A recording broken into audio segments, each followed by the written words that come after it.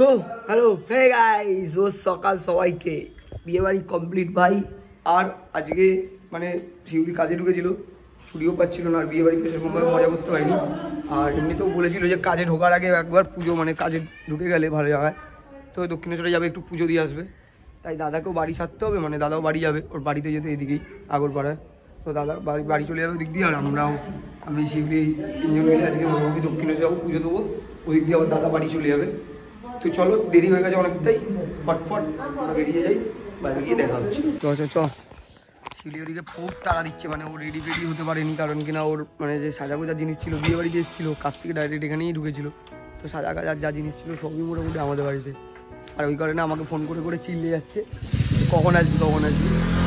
স্বাভাবিক, পুজো দেবে, স্নান করে আছে, না খেয়ে দেবে। আর অনেক চিল্লালো আমার উপরে ডাই, ঢোকার পরেই ব্লগটা দেখে রেডিও চলে এসছে। চ তাড়াতাড়ি চ।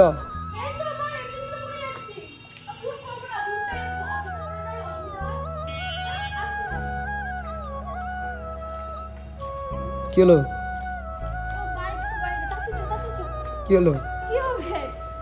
ঝগড়া করছিস কেন?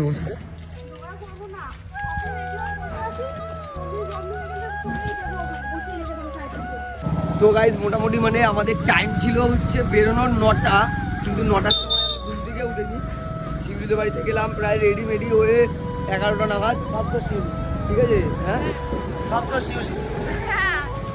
তো ওদের বাড়িতে 11টা নাগাদ গেছিলাম আমরা দুজনে ঘুম থেকে উঠে রেডি হয়ে।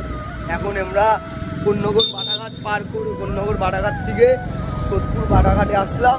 এখান থেকে এবার ওই যে কি রোডটার নাম, কি রোডটা, বিটি রোডের রাস্তা দিয়ে সোজা চলে যাবো দক্ষিণেশ্বর। ওখান দিয়ে কেন কিনা মামাবাড়ির এই রোডটা দিয়ে না মানে দক্ষিণেশ্বর যেতে খুব তাড়াতাড়ি মানে যাওয়া যায়, সময়ও কম লাগে, আমাদের ওদিক দিয়েও কাছাকাছি, এদিক দিয়েও কাছাকাছি। চলো গিয়ে দেখা হচ্ছে। অনেক কারণ বলবো, কেন পুজো দিতে যাচ্ছি ব্যাস। কেন বলো তো, বলছে না তোমাদের তো খাওয়াতে হবে, কাজ পেয়েছে বললাম না, ওই জন্য পুজো দিতে যাচ্ছে। না, পরীক্ষায় পাস করেছিলাম তখনও বলেছিলাম যাবো। ও আচ্ছা, অনেক রিজন আছে। আমার কোলে বাচ্চা নিয়ে যাচ্ছে। হ্যাঁ, আমার কোলে বাচ্চা। তো এটা আমার কোলে বাচ্চা আছে।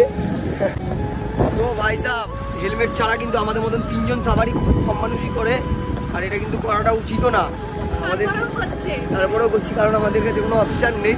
হ্যাঁ, এই হচ্ছে কারণ, দাদার গাড়ি আছে, আমার তো গাড়ি নেই, টাকা পয়সাও খুব একটা ঢুকছে না যে গাড়ি বাড়ি কিনবো, কি আর করবো।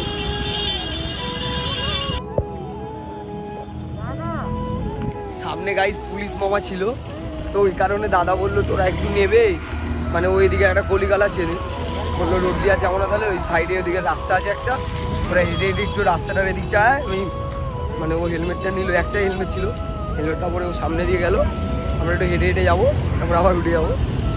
আমার না ভাই পকেট হালকা হয়ে গেছে বিয়ে বাড়ি কাটানোর পরে, আর এখন যদি ওইদিকে আবার পুলিশ মামা ধরে না, তাহলে পকেট মানে আরও গরম হলে ঠিক থাকতো। কারণ বিয়ে বাড়ির কারণে পকেটটাও হালকা আছে, তাই আর ওদিক দিয়ে যাওয়ার রিস্কটা নিলাম না। দাদা এখানে দাঁড়িয়ে আছে, তো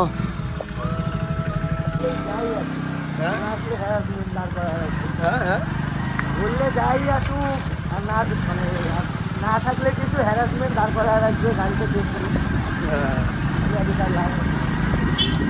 না, আমাদের কাছে রাস্তা যখন আছে আমরা যাবো না কেন, তাই না? তাই তো, আর এখান থেকে কত দূর দক্ষিণেশ্বর? আর দরকার চলেই এসছি তাহলে। তো গাইস বলতে পারো দক্ষিণেশ্বর মন্দিরে আমরা ঢুকেই গেছি অবশেষে।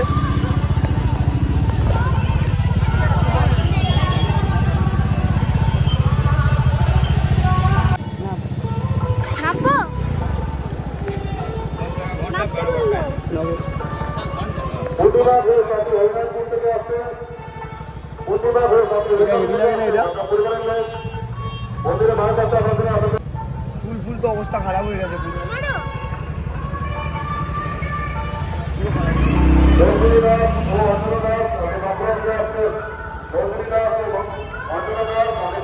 কেউ যদি গাড়ি নিয়ে আসো তোমরা, তাহলে তোমরা গাড়িগুলো এখানে রাখতে পারবে, রাখার অনেকটাই বেশ বড় জায়গা, আর দেখতে পাচ্ছ বহুত গাড়ি রাখাই আছে ভাই অলরেডি। কিন্তু আমি যতদূর জানি দক্ষিণেশ্বরের ভিতরে ভিডিও করতে অ্যালাউ করে না, তাই কি না? হ্যাঁ,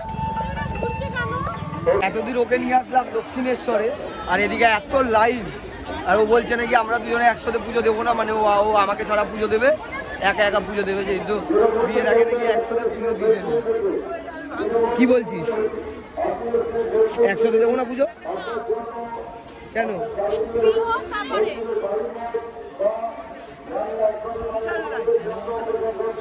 তো গাইস ফাইনালি অবশেষে আমাদের পুজো দেওয়া কমপ্লিট হলো।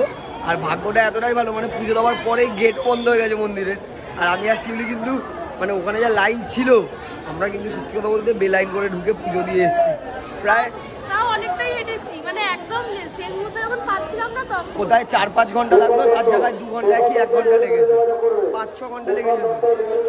তাও কম ভিড় নেই, বহুত ভিড় গাইস, বহুত ভিড়। আমি একটুখানি মার খেয়েছি। মার খেয়েছি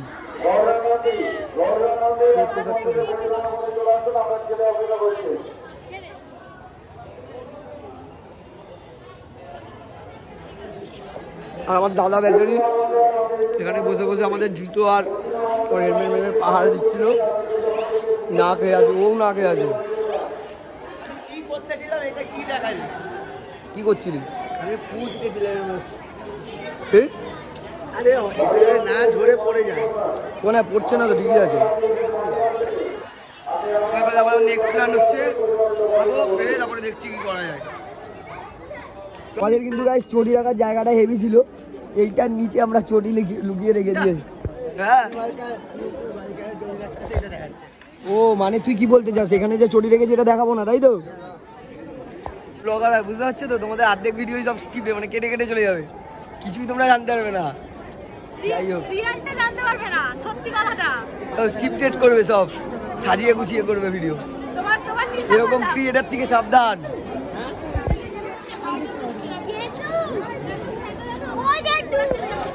চারিদিকে কিন্তু পুরো ওয়াও, চারিদিকে কিন্তু পুরো ওয়াও। কত মেয়ে বলতো, অনেক ছেলেও আছে। দাদা চারিদিকে কিন্তু পুরো ওয়াও।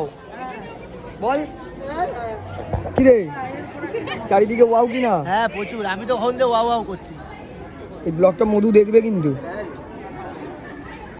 তো ভাই এখন ফাইনালি আমরা দক্ষিণেশ্বর থেকে বেরিয়ে যেতে চলেছি, গাড়িটা নেবো, নিয়ে ওখান দিয়ে যাবো। মানে দিদি ভাই মানে একটা সারপ্রাইজ আছে আজকে আবার। দাদা এদিকে গাড়ি ফাড়ি নিয়ে চলে এসছে। এখানে কি গাড়ি রাখার চার্ট নাকি দাদা এটা?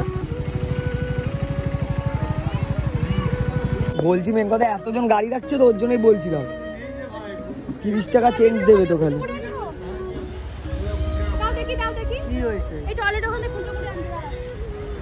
মানে এখানে এতটা পার্কিং লজ, এত বড় পার্কিং লজ, হ্যাঁ এত লোকে গাড়ি রাখছে। আমাদের গাড়ি হয়েছে 20 টাকা, মানে 1 ঘন্টায়, তাই তো? হ্যাঁ 1 ঘন্টায় 20 টাকা। তো 50 টাকা একটা নোট দিয়েছে, 50 টাকার নোট দিয়েছে ভাই, 30 টাকা ফেরত দিতে পারছে না। এদিকে এত গাড়ি রাখা, টাকা এই যে 20 টাকা।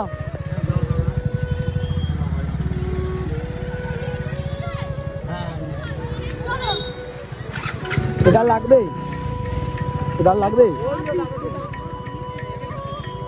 না আপনি রেখে দেন, না না কাকু রেখে দেন, দেখে নিয়েছো?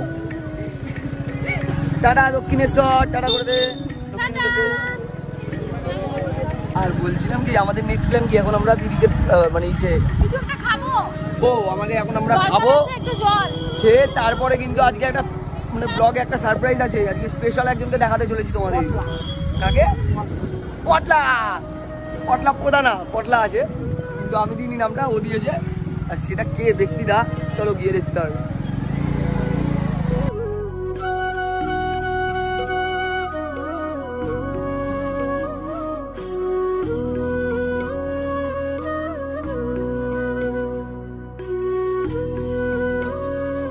ও তো আমরা এখানে একটা কচুরির দোকান পেয়ে গেলাম, আর নিয়ে নিলাম কচুরি 3 প্লেট।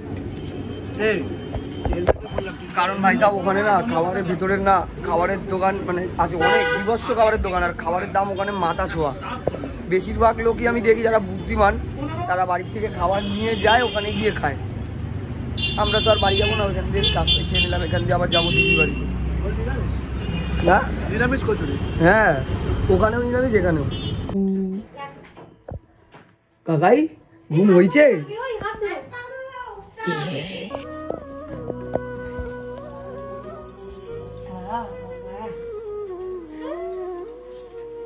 দেখছি কাকাই ও কাকাই কোথায় ছিলে? কাকাই ও কাকাই তুমি কোথায় ছিলে? আমি হ্যাঁ মিষ্টি খেতে গেছিলাম। তুমি ভালো আছো তো? বলে দিতে পারে তুমি একটু বিছনায় আসো, বসো। ও কিন্তু ছোট, ও কিন্তু এই বাড়ির ছোট ছেলে। স্যার আপনি আমাকে চিনতে পেরেছেন স্যার? চিনতে বিয়ে পার- বাড়িতে ও আমাকে চিনতে পারলে না? শুনতে পারিস নি? আমাকে বিয়ে বাড়িতে গেছিলাম। কাকাই আমাকে চিনতে পারলি না? কি বলতো আমি? তুই আমার ভিডিও দেখিস তো? হ্যাঁ ভালো লাগে? সত্যি কথা বল।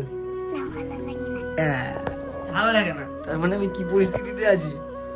সত্যি ভালো লাগে না? ঘুমিয়ে গেল। কি ভালো লাগে না তোমার ভিডিওতে? আর কিছুই ভালো লাগে না।